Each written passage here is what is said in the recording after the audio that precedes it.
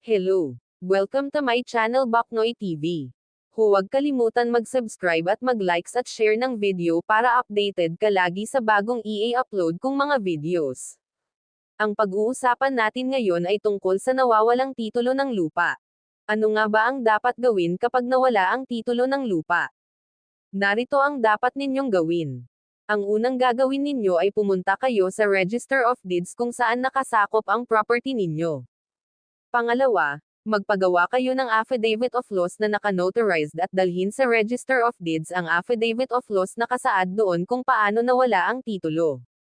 Pangatlo, annotation of the Affidavit of Loss. Ang Register of Deeds ay mag-annotate ng Affidavit of Loss sa kopya ng Register of Deeds ng titulo. Pang-apat, kumuha ng certified true copy ng titulo na may annotation ng Affidavit of Loss. Kumuha ka ng certified true copy na may annotation sa Affidavit of Loss. Panglima, ay kumuha ka ng abogado mo. Magpagawa ka ng petition for reissuance of title para ma-file sa korte sa Regional Trial Court kung saan nakakasakop ang property. Pagkatapos pumunta sa Registry of Deeds, ano ang susunod ko gagawin? Ano ang pamamaraan sa Regional Trial Court? Ang paghahain ng petisyon para sa muling pagpapalabas ng titulo ay isang proseso ng hudisyal, na nangangahulugang kakailanganin mong pumunta sa korte. Ang petisyon ay dapat ihain sa Regional Trial Court, ang tanging hukuman na may eksklusibong jurisdiction sa mga ganitong uri ng kaso. Ano ang pamamaraan sa Regional Trial Court? Unang hakbang, mag-file ng petition sa Regional Trial Court. Ang petisyon ay dapat isampa sa Regional Trial Court kung saan matatagpuan ang property. Tandaan, dapat mong maipakita na nagsumikap ka ng masikap na hanapin ang duplicate na kopya ng may-ari, nang hindi nagtagumpay.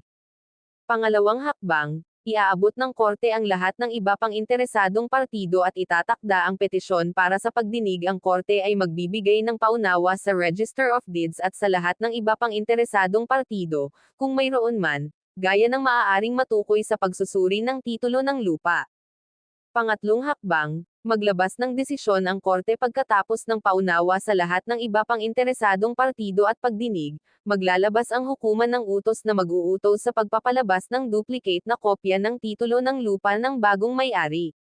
Ang duplicate na kopya ng bagong may-ari ay kasing ganda ng orihinal na kopya sa file kasama ng Register of Deeds.